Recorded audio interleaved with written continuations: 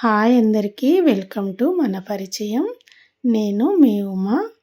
ఈరోజైతే 5 మినిట్స్లో అయిపోయే పెరుగు రెసిపీ అయితే చూపిస్తున్నానండి. చాలా చాలా ఈజీగా ఏం కర్రీస్ లేనప్పుడు ఇలా చేసేసుకొని తినేయచ్చు. చాలా బాగుంటుంది.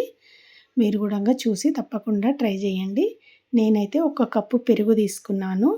అందులోకి సాల్ట్ వేసుకుని తగినంత, అలాగే అందులో వేసుకోవడానికి ఒక ఉల్లిపాయ ముక్కలు చిన్నగా తరిగి పెట్టుకున్నాను, ఒక కీర తురుముకున్నది, క్యారెట్ కూడా తురుముకున్నాను ఒకటి, ఒక చిన్న పచ్చిమిర్చి సన్నం కట్ చేసి పెట్టుకుని అది కూడా వేసుకొని అంతా ఒకసారి కలుపుకోవాలి. దీన్ని ఇదంతా మిక్స్ అయిన తర్వాత ఇందులోకి అయితే పోపు వేసుకోవచ్చండి. పోపు అనేది ఆప్షనల్, ఇష్టం ఉంటే వేసుకోవచ్చు, లేదంటే లేదు. ఇలా కూడా తినేసేయచ్చు. చాలా బాగుంటుంది. చిన్నపిల్లలకు కూడా చాలా నచ్చుతుంది. ఇప్పుడు నేనైతే పోపు వేసుకుంటున్నానండి.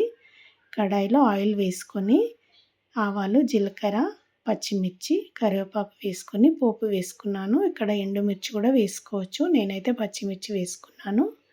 చాలా బాగుంటుంది. చాలా టేస్టీగా ఉంటుంది. మీరు కూడా తప్పకుండా ఒకసారి ట్రై చేయండి. ఎలా ఉందో కామెంట్ అయితే చేయండి. ఎండాకాలం కాబట్టి చలువ చేస్తుంది. ఒంటికి చాలా మంచిది. చిన్నవాళ్ళకైనా పెద్దవాళ్ళకైనా. ఈ వీడియో కనుక మీకు నచ్చినట్లయితే లైక్ చేయండి, షేర్ చేయండి, కామెంట్ అయితే చేయండి. Thank you.